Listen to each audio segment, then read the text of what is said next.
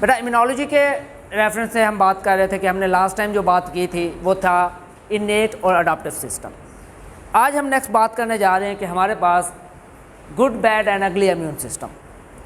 अभी तक हमने बात की कि इम्यून सिस्टम हमारे लिए फ़ायदेमंद है, बट अब हम देखेंगे सम टाइम इम्यून सिस्टम हमारे लिए फ़ायदे की बजाय हमें सीवियर किस्म का नुकसान भी पहुंचा सकता है। आज के लेक्चर में हम मोस्टली ये बातें करेंगे। उसमें पहली टर्म जो हम पढ़ने जा रहे हैं दैट इज़ टॉलरेंस। टॉलरेंस क्या है? बर्दाश्त। लेट्स सपोज हम कहते हैं कि भाई एक चीज़ इतनी बार रिपीट होती है कि हमें उसकी आदत हो जाती है, हमें वो चीज़ असर ही नहीं करती। यहाँ पे जो हम टॉलरेंस की बात कर रहे हैं, हमारी जो टॉलरेंस है, टॉलरेंस इस चीज़ की है कि हमारा इम्यून सिस्टम किसी चीज़ को लेकर टॉलरेट हो जाए और उसके अगेंस्ट इम्यून रिस्पॉन्स जनरेट ना करे। और ये टॉलरेंस हमें क्यों ज़रूरी है? हमारी अपनी बॉडी के लिए चाहिए। क्या हम में से कोई चाहेगा कि हमारा इम्यून सिस्टम हमारे अपने ही सेल को किल कर दे? कोई भी नहीं चाहेगा। तो इसके लिए टॉलरेंस ज़रूरी है कि इम्यून सिस्टम को रोकना चाहिए जब हमारी बात हमारे अपने इम्यून सिस्टम की है। ये ना हो कि मेरा इम्यून सिस्टम मेरे लीवर को, मेरी किडनी को, मेरे हार्ट को, मेरे ब्रेन को किल करना शुरू कर दे। तो यहाँ पे मुझे क्या चाहिए? टॉलरेंस चाहिए। अब ये टॉलरेंस मुझे अपने इम्यून सिस्टम के लिए चाहिए, मगर मुझे पैथोजन के लिए नहीं चाहिए। पैथोजन जब आए, इम्यून सिस्टम टॉलरेंस शो ना करे, टॉलरेट ना करे, उसको ज़ीरो टॉलरेंस होनी चाहिए, विच मीन उसको फ़ौरन से पहले किल कर देना चाहिए। साइंटिस्ट है एक, वो कहता है कि फ्रैंक एम बर्नेट, वो कहता है अगर किसी पैथोजन का या किसी एंटीजन का, पैथोजन नहीं कहता, वो एंटीजन कहता है, वो कहता है अगर किसी एंटीजन को आप अर्ली स्टेज के ऊपर एक्सपोज करा दें, जब आपका इम्यून सिस्टम डेवलप हो रहा हो, तो लेटर स्टेज में इम्यून सिस्टम उस एंटीजन के अगेंस्ट रिस्पॉन्स जनरेट नहीं करता। इसको प्रूव किया पीटर मेडावर ने। इसने क्या किया? एक माइस लिया, इसके एम्ब्रियोज लिए। इसके क्या लिए? एम्ब्रियोज। अब ये एम्ब्रियोज लिए हैं, इन एम्ब्रियो आप जानते हैं कि भाई 16 सेल या 8 सेल आपके पास एक मास होता है, अभी वो प्रॉपरली ऑर्गेनिज्म नहीं बना होता, उसके अंदर अभी डीएनए की रीअरेंजमेंट और बाकी चीज़ें हो रही होती। अगर यहाँ पे एक आप एंटीजन का इसको क्या कर दें, एक्सपोजर करवा दें इस एम्ब्रियो स्टेज पे, एक एंटीजन को क्या कर दें आप, एक्सपोजर करवा दें।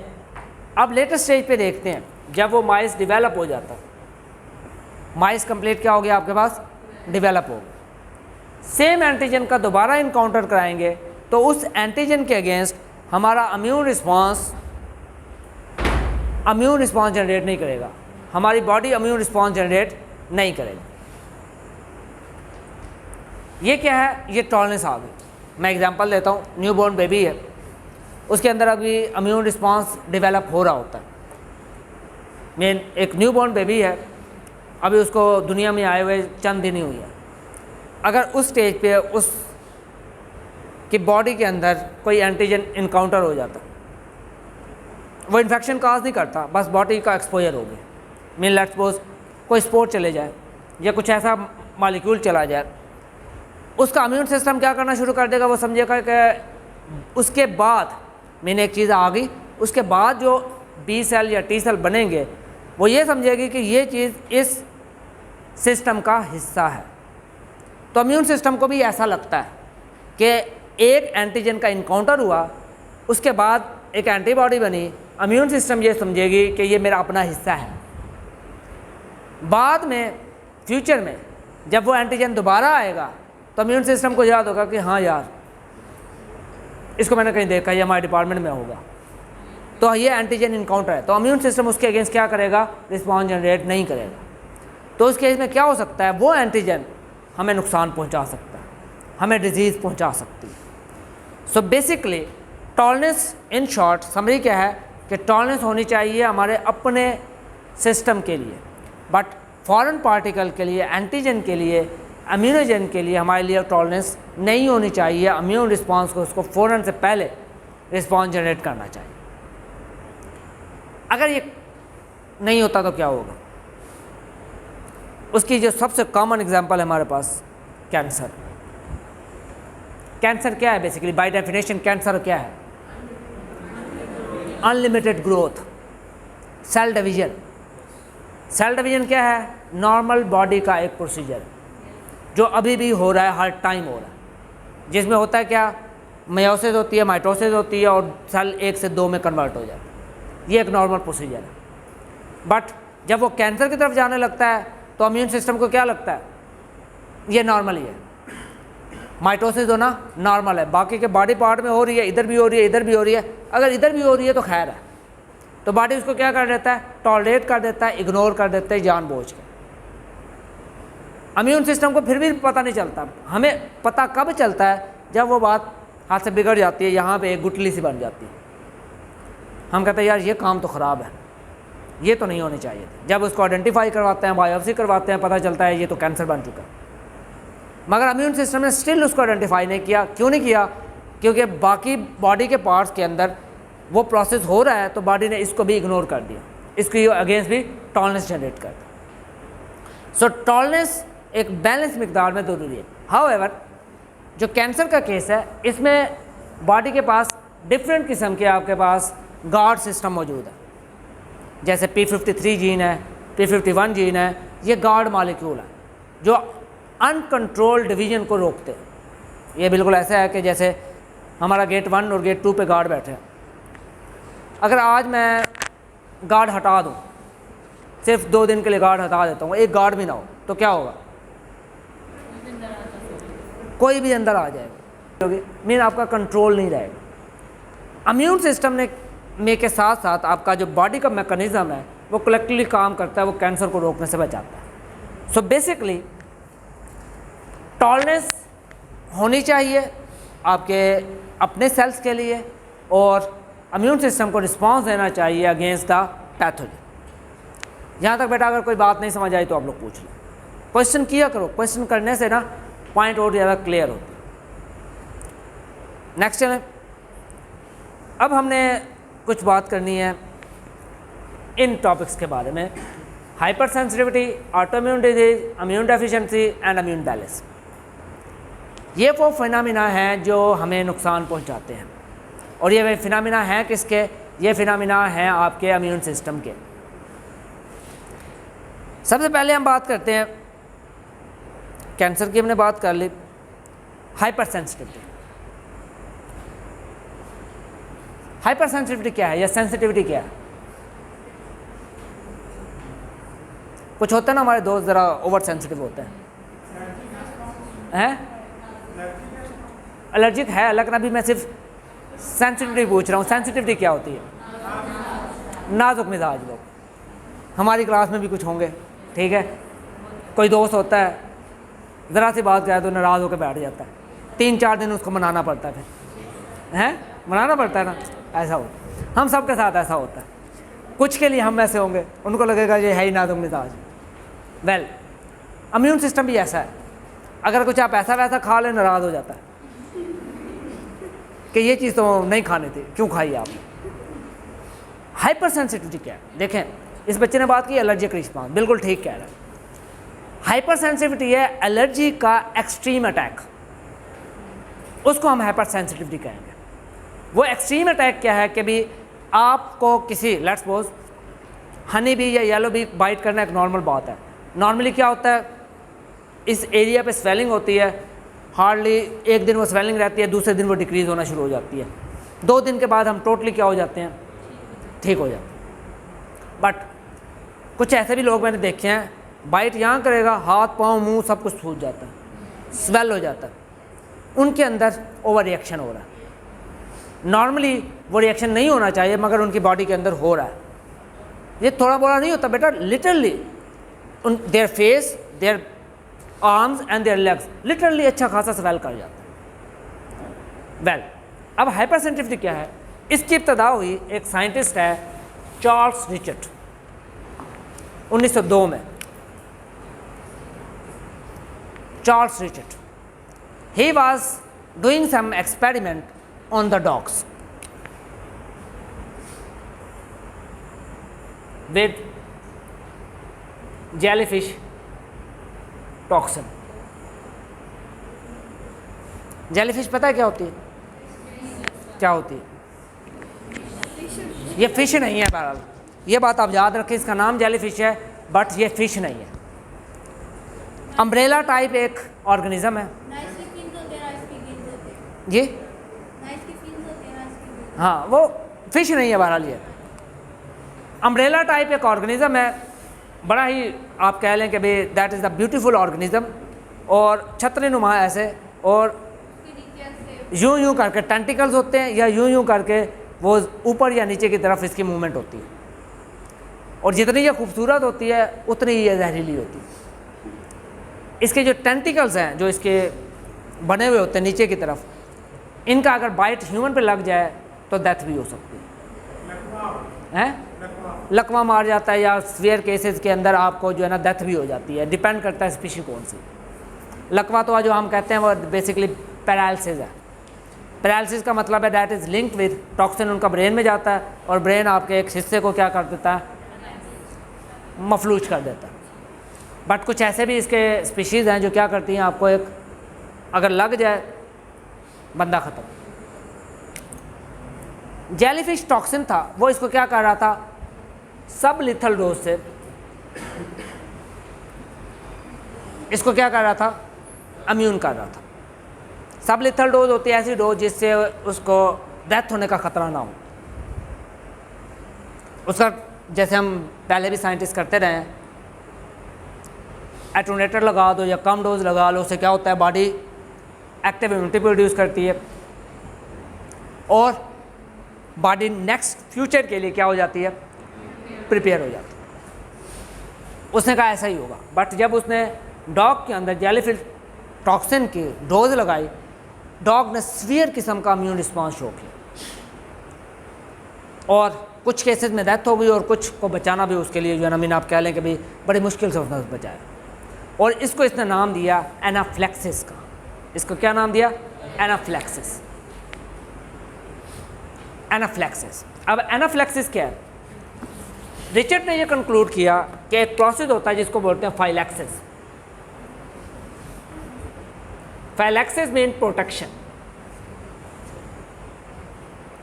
और एनाफ्लेक्सिस है इसका उलट, विच मीन एंटी प्रोटेक्शन। इसको एनाफ्लेक्टिक शॉक भी हम समझ कहते हैं। उसने कहा कि भाई सम टाइम कुछ केमिकल्स ऐसे होते हैं या कुछ एंटीजन ऐसे होते हैं हर पर्सन की बॉडी के लिए, ये नहीं कि सब के लिए जेली फिश का टॉक्सिन इसी तरह काम करे, but person to person vary करते हैं। कुछ टॉक्सिन ऐसे होते हैं अगर उनकी माइनर डोज भी उसकी बॉडी में पहुंच जाए तो बॉडी बड़ा ही एग्रेसिवली रिस्पॉन्ड देती है, इतना एग्रेसिवली कि अगर उनको मेडिकल ट्रीटमेंट ना मिले तो डेथ भी हो सकती है।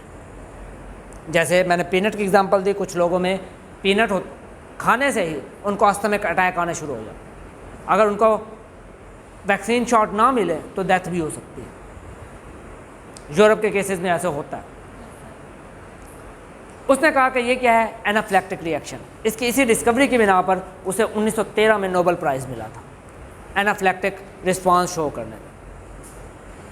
अब इसकी रीज़न क्या है, what are the reasons for the anaphylactic shocks या एनाफ्लेक्टिक प्रोसेस।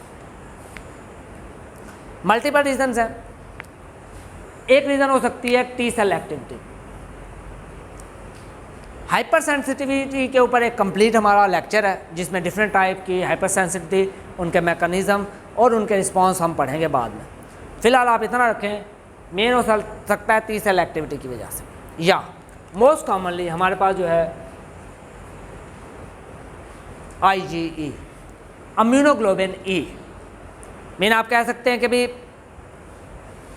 ऐसा एंटीजन जिसके अगेंस्ट आपकी IgE एक्टिव हो जाए वो क्या कहलाती है, वो आपके लिए एलर्जिक रिस्पांस के तौर पे आता है।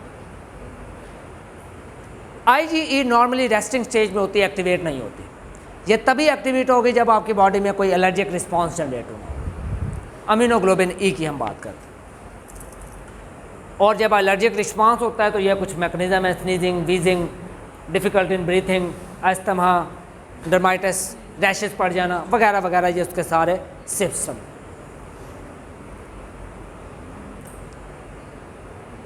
एलर्जी की जब बात करें, एलर्जी के साथ हमारे पास एक आता है हाइजीन हाइपोथेसिस। हाइजीन हाइपोथेसिस क्या है? इन शॉर्ट वो ये कहते हैं कि ऐसे लोग जो ज़्यादा extra ordinary neat and clean environment में रहते हैं उनको एलर्जिक रिस्पॉन्स ज़्यादा होते हैं, जो मॉडरेट इन्वायरमेंट में रहते हैं उनको एलर्जिक रिस्पॉन्स इतने ज़्यादा नहीं होते। अब उसने यहाँ पे एग्जांपल दी है कि भी पिछले 25 सालों में जो अस्थमा और एलर्जी के पेशेंट हैं वो इंडस्ट्रियल कंट्री में या फुली डेवलप कंट्रीज़ के अंदर उनके केसेस ज़्यादा हैं as compare to developing country. इसकी क्या रीज़न है? एग्जांपल लेते हैं। एक पर्सन है, लेट्स सपोज बड़ी एलीट क्लास से ताल्लुक़ रखता है, वो उसके घर बड़ा नीट एंड क्लीन है, एक बेंगलुरु में रहता है, एसी वगैरह लगे हुए हैं वगैरह वगैरह, घर में सफाई के लिए मेड्स वगैरह जो हर टाइम घर को क्लीन रखते हैं। वहाँ से वो निकलता है, अपनी गाड़ी में बैठता है, गाड़ी से किसी ऐसी प्राइवेट यूनिवर्सिटी में पढ़ता है जहाँ की इन्वायरमेंट भी उससे भी ज़्यादा नीट एंड क्लीन है, एसी वाले कमरे में। वहाँ से निकल के फिर गाड़ी में और फिर अपने घर। उसके मुकाबले में हम हैं, सुबह उठते हैं, बाइक पे बैठ के 2-4 किलोमीटर स्टाफ तक पहुँचते हैं, स्टाफ से फिर लटक लटक के यूनिवर्सिटी तक पहुँचते हैं, यहाँ आते हैं। फिर किसका इम्यून सिस्टम ज़्यादा डाइवर्स होगा? हमारा। क्यों? क्योंकि उसका एक्सपोजर नहीं है, हम पीछे भी बात कर चुके हैं। सिमिलरली अब वो यही बात कहता है कि भाई आपके जो लोग देहाती कल्चर से आते हैं, रूरल एरिया से आते हैं और जिनके इर्द गिर्द मेन गाँव में, बेशक घर में ना हो, गाँव में या घर के आसपास एनिमल्स हैं, मीन बकरियां हैं, गायें हैं, भैंसें हैं वगैरह वगैरह वगैरह, उनका इम्यून सिस्टम स्ट्रांग होता है एज़ कम्पेयर टू जो लोग सिटी में रहते हैं। क्योंकि वो पॉल्यूशन और बाकी चीज़ों के साथ तो हैं, मगर pollution is not a good environment, वो डाइवर्सिटी नहीं है, वो उल्टा, वो हम थोड़ी देर बाद उसकी बात करेंगे वो क्या है। जबकि जो देहात का इन्वायरमेंट है ना वो हेल्दी है। मीन पहले भी हमने बात की थी, जैसे काउ पॉक्स जिसको हो जाए उसको स्मॉल पॉक्स नहीं होता, विच मीन अगर उसको माइनर एनिमल की डिजीज़ हो जाती हैं तो मेजर ह्यूमन डिजीज़ उसको नहीं होती, क्योंकि इम्यूनिटी डेवलप हो जाती है।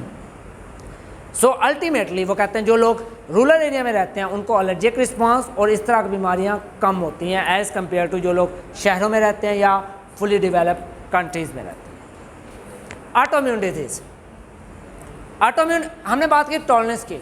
टॉलरेंस में क्या करता है कि इम्यून सिस्टम नहीं करता, टॉलरेट करता है, इम्यून रिस्पॉन्स जनरेट नहीं करता। ऑटोइम्यूनिटी क्या है? उसका उलट है कि इम्यून सिस्टम अपने ही सेल के अगेंस्ट इम्यूनिटी प्रोड्यूस करना शुरू कर देता है।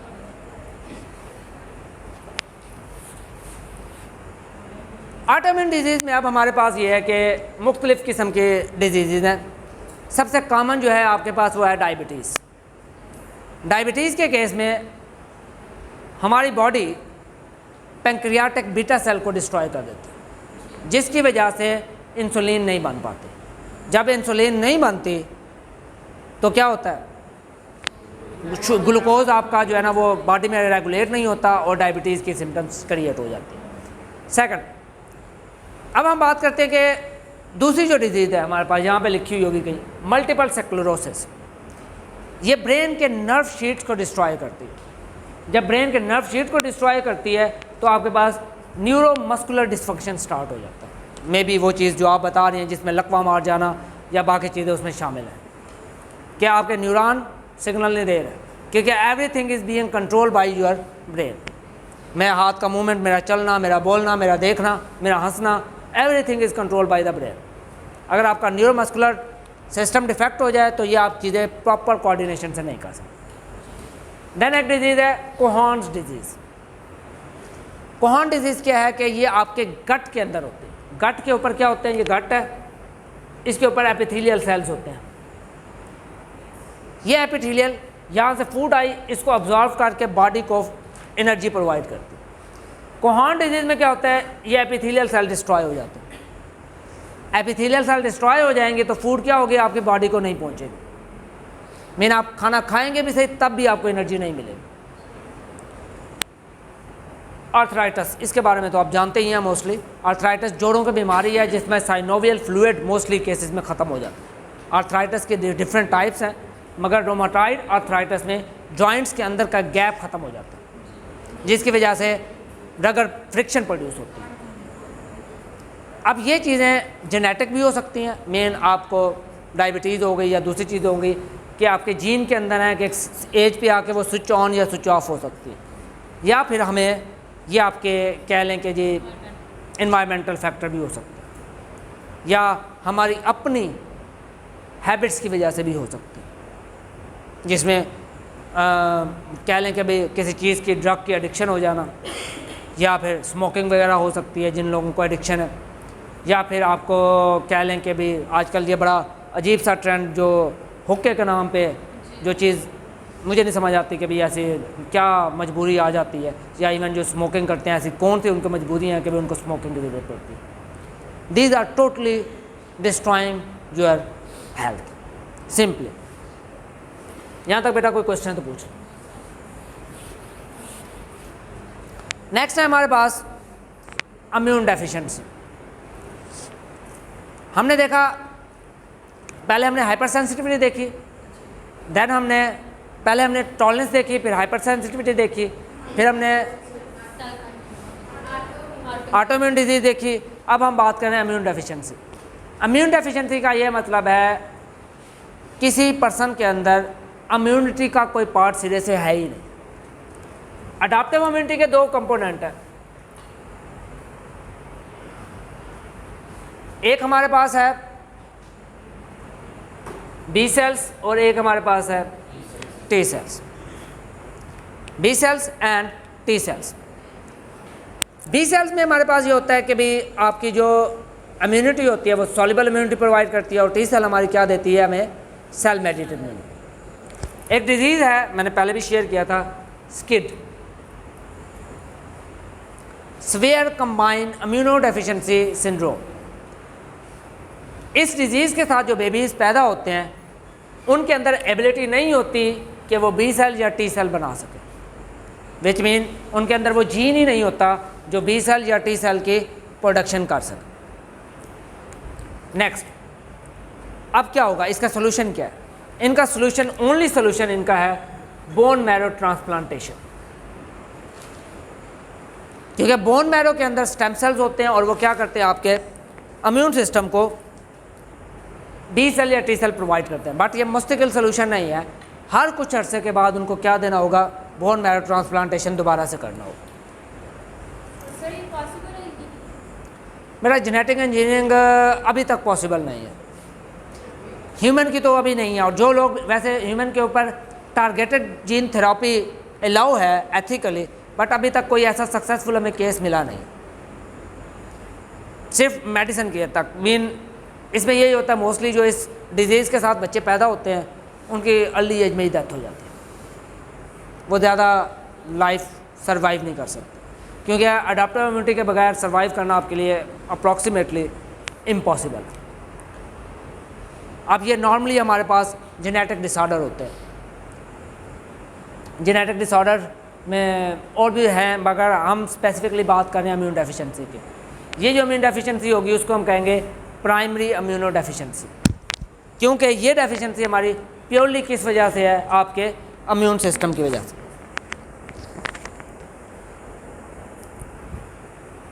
इसके अलावा हमारे पास होती है secondary immune deficiency. Secondary immune deficiency क्या है, जो आपके डायरेक्टली इन्वॉल्व ना हो। मीन आप कह लें कि भाई आपके पास आपकी इम्यूनिटी पूरी है, बी सेल भी प्रोड्यूस हो रहे हैं, टी सेल भी हो रहे हैं, इनेट इम्यूनिटी भी है, अडॉप्टिव भी है, everything is complete, but problems हैं। कुछ प्रॉब्लम्स क्या हैं? मेजर प्रॉब्लम है mail nutrition,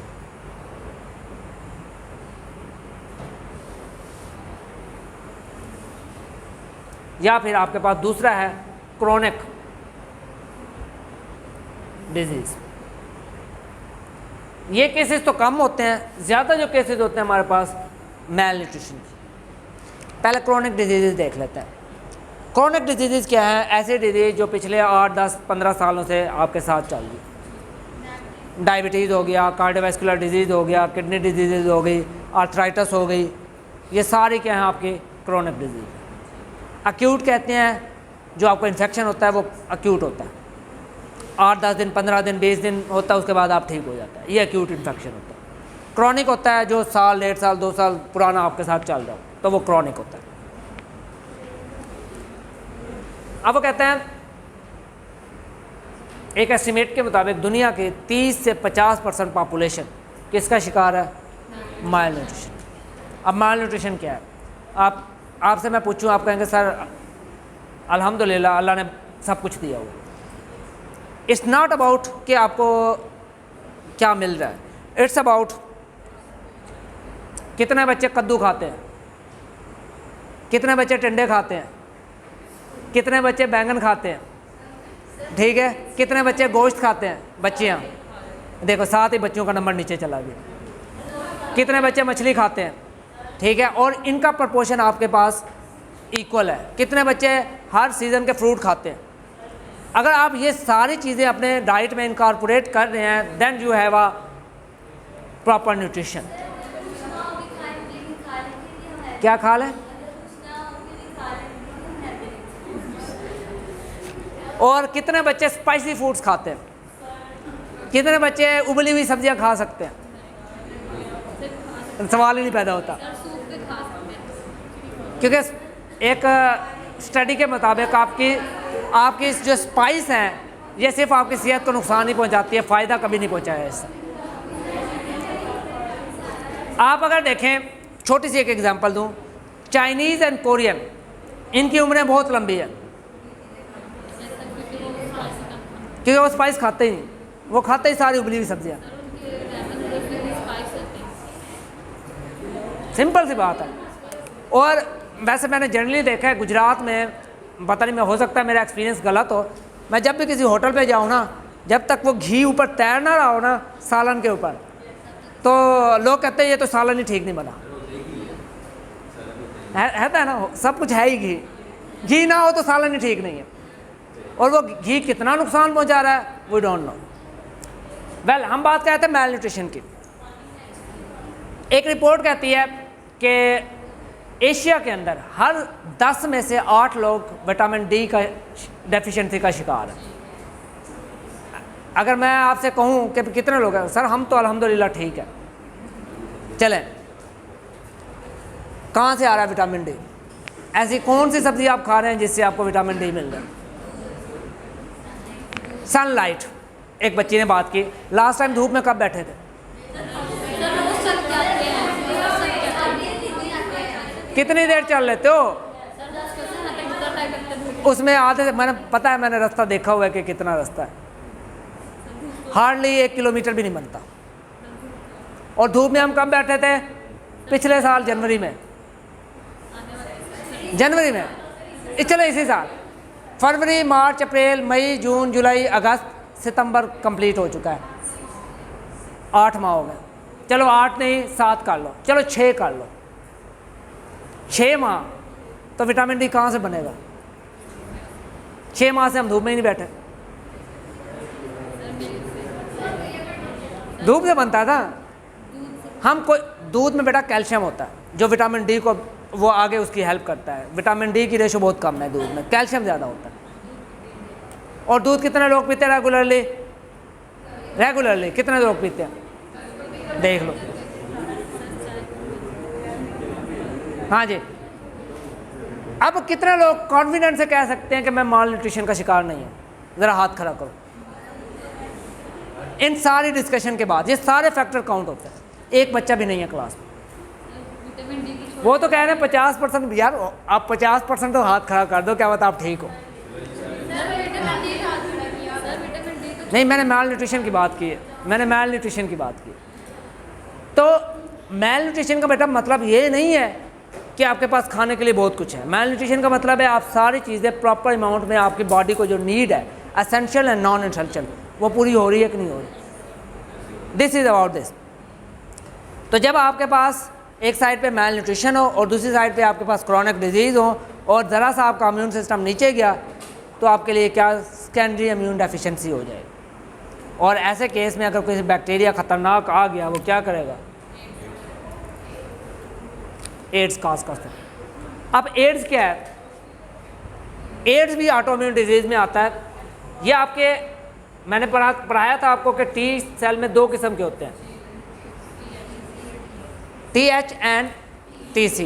T helper cells हैं और टी साइटोटॉक्सिक है। जिनके ऊपर वायरस लग जाए उनको सारों को किल कर देता है। और वायरस इस केस में किसको लगता है, इसको लगता है। एड्स के केस में जो HIV है आपका, उसका होस्ट कौन है, टी हेल्पर सेल। तो बॉडी के फिर सारे TC सेल और कुछ इनेट सेल मिलके क्या करते हैं, सारा एक एक को पकड़ के टी सेल आपके बॉडी के ख़त्म कर देते हैं। और जब टी सेल ख़त्म हो जाते हैं तो आपकी इम्यूनिटी यूँ समझें 50% पे आ जाती है। जब इम्यूनिटी 50% पे आती है, कोई एक पैथोजन को अटैक करने की देर है। और वो क्या होता है, वो एक पैथोजन साथ ले जाता है। गो के इसकी मेडिकेशन हमारे पास हैं मगर बंदा बहुत वीक हो जाता है, बट सर्वाइवल रेट फिर भी हमारे पास इसका क्या है, बहुत लो है। और अल्टीमेटली ये सारी चीज़ें क्या कर रही हैं, हमें इम्बैलेंस कर,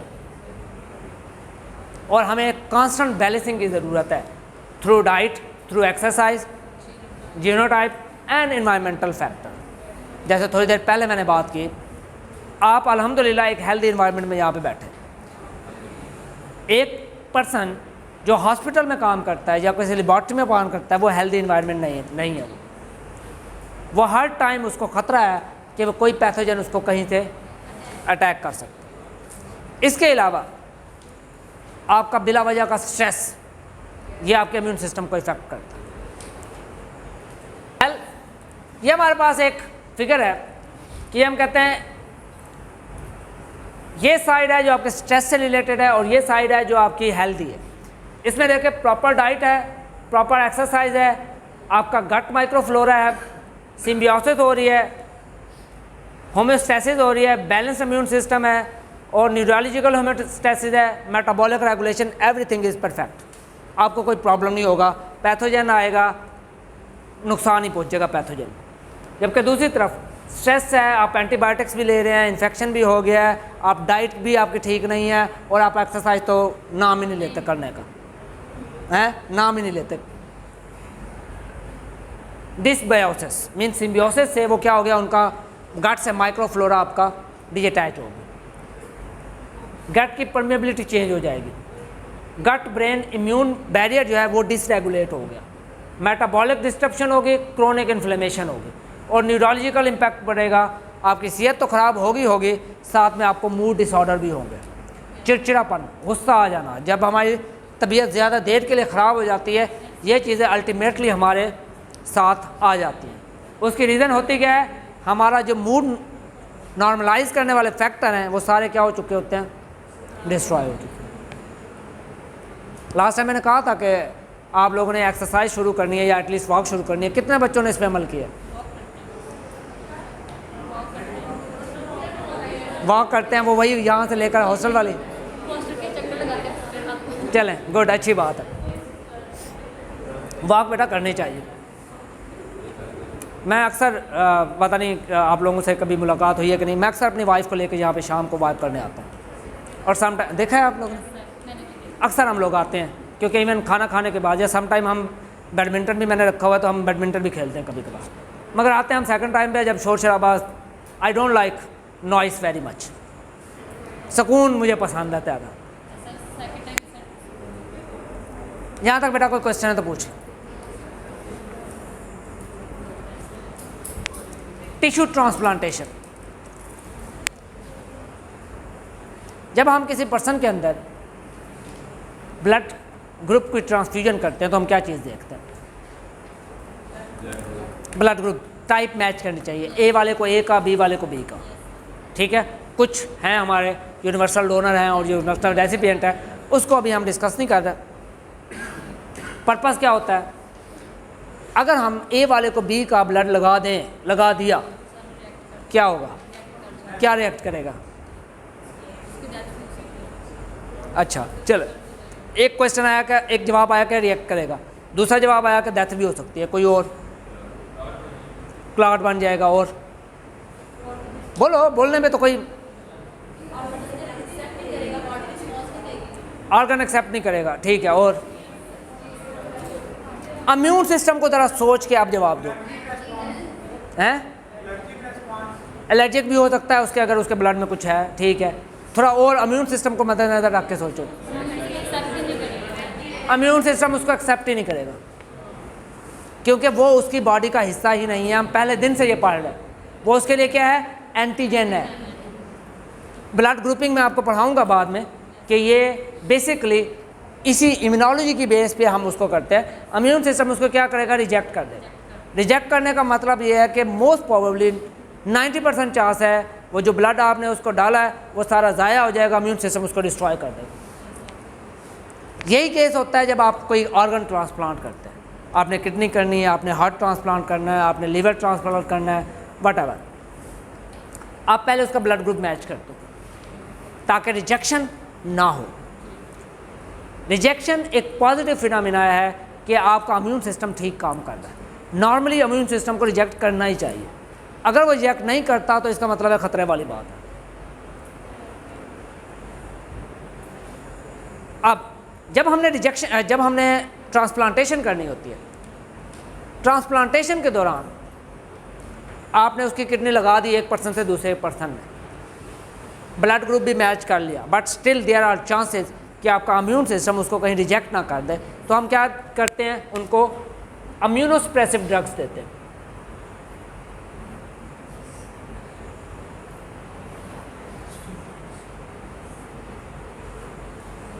we give them immunosuppressive drugs. Immunosuppressive drugs का क्या मतलब है कि ये जिस पर्सन के अंदर किडनी ट्रांसप्लांट हो रही है उसके इम्यून सिस्टम को लो कर देगा, सप्रेस कर देगा, ताकि जो रिजेक्शन वाला मैटर है वो अगर तो बाय चांस हो जाता है तो उसको मिनिमाइज़ किया जा सके। ऑपरेशन के बाद उसकी जो इम्यूनोसप्रेसिव ड्रग्स है आहिस्ता आहिस्ता उसको क्या किया जाता है, with the passage of time कम किया जाता है, ताकि इम्यून सिस्टम उसको क्या समझ सके, अपना हिस्सा समझ सके और उसके अगेंस्ट टॉलरेंस जनरेट कर सके। ठीक है, बात यहाँ पे ख़त्म नहीं होती। एक चीज़ है GVHD, graft versus host disease. Graft क्या है, ग्राफ्ट है वो किडनी, होस्ट क्या है जिसके अंदर लगाई जा रही है। ग्राफ्ट वर्सेस होस्ट डिजीज़, हमने बात की, आपने किडनी निकाली पर्सन ए से और पर्सन बी में इनकॉर्पोरेट कर दिया। पर्सन बी ने उसको क्या कर लिया, एक्सेप्ट कर लिया, बट किडनी कहाँ से आई है, पर्सन ए से। तो पर्सन ए का भी एक इम्यून सिस्टम था कि नहीं था। अब वो इम्यून सिस्टम किडनी के साथ आया है। अब अगर कहीं ऐसा हो जाए वो किडनी का इम्यून सिस्टम उस पर्सन बी को ही, पूरे इंसान को क्या समझना शुरू कर दे, एंटीजन, उसको अपने लिए ख़तरा समझना शुरू कर दे, तो वो क्या करेगा, फिर वो पूरे सिस्टम के अगेंस्ट इम्यून रिस्पॉन्स जनरेट करवाएगा और पर्सन की डेथ हो सकती है। इसको उसको कहते हैं ग्राफ्ट वर्सेस होस्ट डिजीज़, कि जो ग्राफ्ट है उसने होस्ट के अगेंस्ट डिजीज़ प्रोड्यूस करवाई। तो उस केस में भी हम क्या करते हैं, जिससे किडनी लेनी होती है उसको भी इम्यूनोसप्रेसिव ड्रग्स देते हैं, ताकि उसकी किडनी के अंदर जो इम्यून सिस्टम है वो क्या हो जाए, सप्रेस हो जाए। मगर उसको ज़्यादा देर मेडिकेशन पे नहीं रखते ताकि वो क्या हो, जल्दी रिकवर हो जाए। और जिस टाइम तक उनको इम्यूनोसप्रेसिव ड्रग की हाई डोज देते हैं उनको मेडिकल केयर में रखा जाता है, उनको बाहर फ्री मूवमेंट नहीं होती ताकि वो हेल्दी एक इन्वायरमेंट के अंदर सर्वाइव कर सके।